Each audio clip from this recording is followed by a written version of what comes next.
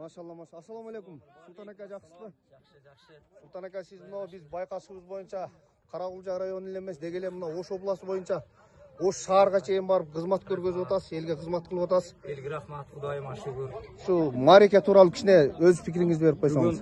Самат укабыз ушул Чымбайдан, мына Чымбайлык Самат укабыз чоң аламан улак берди. Үй той, уул той өткөрдүк. Машалла, машалла. Улак аябай соннот да.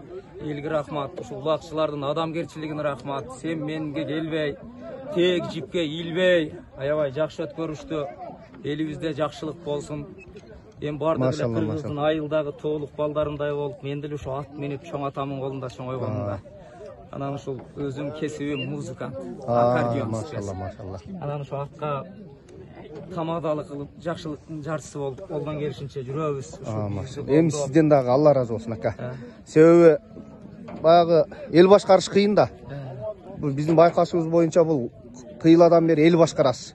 Сизден да Алла разы болсун, ар дайым ушинтип билеңизден сиздин да күчүңүз кетпей, эл башкарып жүрө бериңиз ака. Алла разы болсун. Самат ака, сизден да Алла разы болсун, кичине жакшы той өткөзүп бердиңиз ака. Самат рахмат. Сиз дагы аябай сонун өттү. Марекеңиз тек жип деген кырсыгы жок. Мындай жакшылык нерсе эл менен гана болот дегенде. Султан акаларга, музыканттарга баарына рахмат. Дос жарыма, тууган урукка дегендей. Аябай разымын мен да. Кырсыгы жок, жакшы өтүп улак болсун улагычы. Эң негизи ошол. Машалла, Алла разы болсун. Сиздерден да Алла разы болсун. Чоң рахмат ака.